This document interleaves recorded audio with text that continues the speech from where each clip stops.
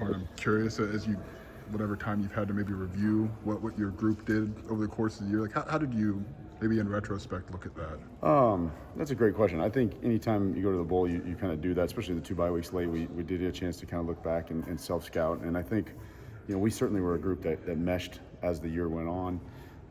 Had a decent performance at the start of the year against an FCS opponent, but and played pretty well against Kansas, to be honest with you. And then the game that kind of sticks in your craw is Central Michigan, right? They're a team we should have probably blown out more a little bit than we did. We did not play well up front that game and moved around. They did a bunch of movement and stuff, and I thought we responded well against Nebraska. Played really a pretty good game. Looking back on that game against Nebraska, we were very physical in that game and kind of wore them down late. And then you played kind of Penn State and Oregon and some of those teams, and you kind of want some of those things back. But there were other times where there's some good examples of some stuff, right? And you get into certain situations, right, where some things kind of went awry. But you look back at the Michigan game, you look back at the way we kind of controlled the line of scrimmage against Michigan State and some of the defensive stuff that they were doing. Even going back and watch the Rutgers game, in the run game, some of their pressures that they were bringing are really things to stop the run. And I thought some of our guys did a good job picking those up, especially late in the game. They cover zero pressures and things like that. We were able to execute. And then obviously Northwestern was kind of a field day up front. We really, I thought, dominated the line of scrimmage up front. So looking back, I thought there was a couple games you want back, of course. I do think that unit meshed pretty well. I thought we had some performers that were pretty good at times, and others that are inconsistent. But if you look at every position, that's probably true at every position. Even some of our best players, even a Pat Bryant or Luke Altmaier. You can say the same thing about J.C. Davis, Melvin Priestley, right? Those guys. But for the third year in a row, over 4 guys with all Big Ten honors. So it's a pretty big feather to put in their cap and to continue to build on. And we get a lot of those guys back. So, Bart, is there something specific about maybe you don't agree with this assessment, but after the second bye week that maybe clicked with you guys, especially with what you were doing up front in the run game? Well, I think we went back and looked at what we were really good at and what we had success at, and we stopped doing kind of like little things that maybe weren't our specialty, right? Or we maybe didn't mesh well with. Like year one with Doug Kramer and Vidarian Lowe, we were a much better outside zone team, right? And we could run the ball a little bit different than we do with these guys, right? And we're very good at inside zone. We're very good at some of the counter stuff and things of that nature. And each year is going to have differences like that, right? We do kind of hang our hat on some certain concepts, but I think we went back and looked at what was the most efficient, what we were really sound at, and some of those things that we were, in the upper 60s or low 70s with efficiency. That's a phenomenal concept. And so we said, let's focus on those things as opposed to kind of dabbling in a variety of different areas, right? And we kind of eliminated some of the, not so much the auxiliary runs, but the game plan schemed runs, right? The stuff that you see on film that, that looks good, and this team did it or this team did it, we should be able to do that, right? Well, that's not really what we do, right? And so we kind of went back to, it's not less creative, it's being creative to find the stuff we do, right? To add some creativity to the stuff we already do. And so we really kind of shifted our focus on that, and I think you saw kind of the resurgence really in the reliability of the run game late in the games and in those wins, and that's how you take on a team like Michigan. Obviously, they didn't have the year they were probably planning on, but that didn't change how good they were up front, and our guys played pretty well at those spots. So even without Kyle Kennard, South Carolina has a pretty good defensive front. Phenomenal. What have you seen on film from them? What's some challenges? Well, they're incredibly gifted across the board. Obviously, Kennard, was the most decorated defensive player in the country. Six on the other side is just as talented, their interior is very talented as well. They do a lot of games and run fits and run movements. They do a TN game and things of this stuff that they kind of pick your center and do a bunch of things like that can give you a hard time running the football.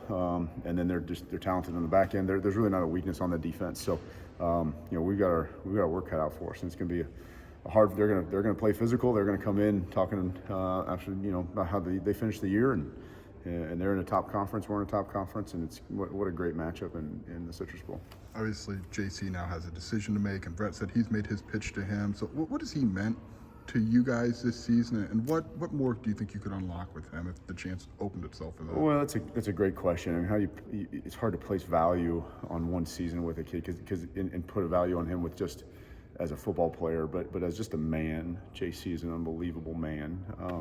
High character, incredibly hard work ethic, and those are probably two of the highest, I think, compliments you can give a man is a guy that works tremendously hard and shows up to work every day. He's dependable, right? And people rely on him, and he steps up. And just what a blessing he's been to our team, to our room. And up until 5 days ago or whatever it was, we were going to watch him go down to the Senior Bowl and watch him hopefully get drafted and have a great NFL career. Now he does have a decision to make, but for him, just want the very best for him. He's a tremendous football player too, right? And he's given us kind of a lockdown left tackle spot, really, and we didn't have to really worry about that position all year, or even Luke's blindside all year. And he did a phenomenal job in protection, and I think you saw him get better and better and better in the run game as the year went on. And of course, like that block at Northwestern, I mean, that's something off of a movie, right? And that's kind of the joke, is that blindside movie, right? But just a phenomenal human being, phenomenal football player. Really, I think we can continue to help him develop, but at the same time, he's got a bright future. So really excited for him, and he does have a choice to make. How do you guys handle that when you guys are obviously in the market for a left tackle, but now all of a sudden this door could open? How do you shift on a dime there and kind of reevaluate what's in front of you?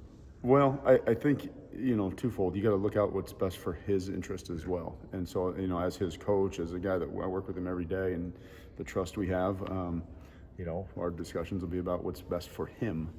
And sometimes, those may be different conversations, but, we also are looking to improve our team and fill holes, and we got to develop some young guys too, and some of those guys that have a lot of talent. Obviously, Brandon Henderson has some position flex. Melvin Priestley played left side at Grambling before he got up here, and Brandon Hanson's been the number 2 there at this spot all year. So we've got a lot of guys, that are, that's part of being a developmental program too, is giving those guys a chance to show what they can do in spring, and then this portal changes almost on the hour, right? And so to comment on it, to talk about it, it's almost a fool's errand. Sure. Because it just could change. It could change in the next 5 minutes, So we'll always continue to look at everybody in the portal. We'll always look at the options to make our team better, and maybe they're in-house, and maybe we have to go outside to get them. So, you're always kind of evaluating.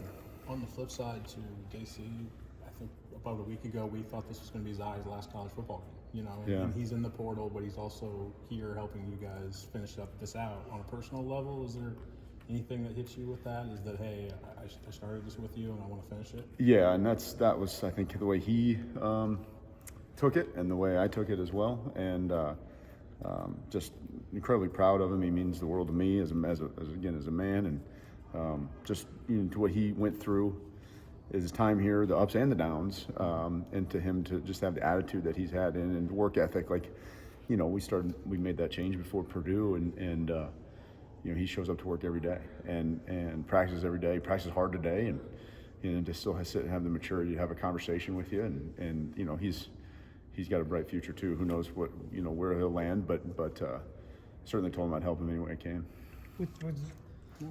With Zai leaving, what's the depth look like? And who are some of those maybe look team guys that you saw this year that have a chance to take a leap? In spring ball.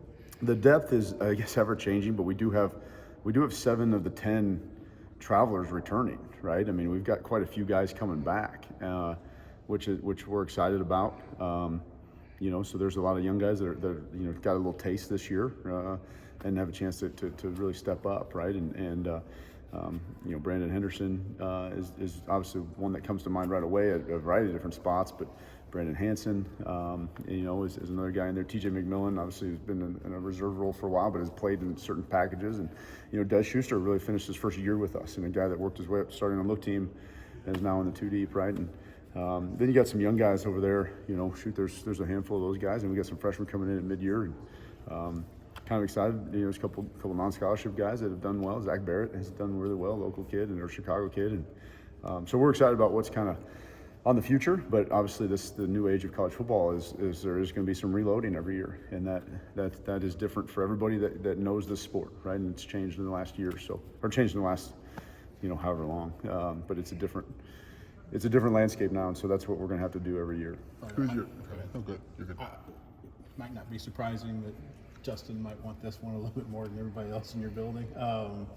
Is what has he specifically brought this year? I know that it's just one of 10 assistants and whatever, but it just seems like from an energy standpoint, from everything you could put into 1 year, what has he brought to your room and your building and your workplace? Well, just as a person, as a man, as a colleague, a tremendous amount of professionalism, of energy, right? That's a good word to describe, but guy's unselfish. He works incredibly hard, makes a conscious effort to build relationships, not only with the staff but with players, right? And he's got a great relationship with most of the linemen, right? And how many coaches outside maybe of your direct kind of contact group have that, right? With a different position group. So just he's been a welcome addition to the room.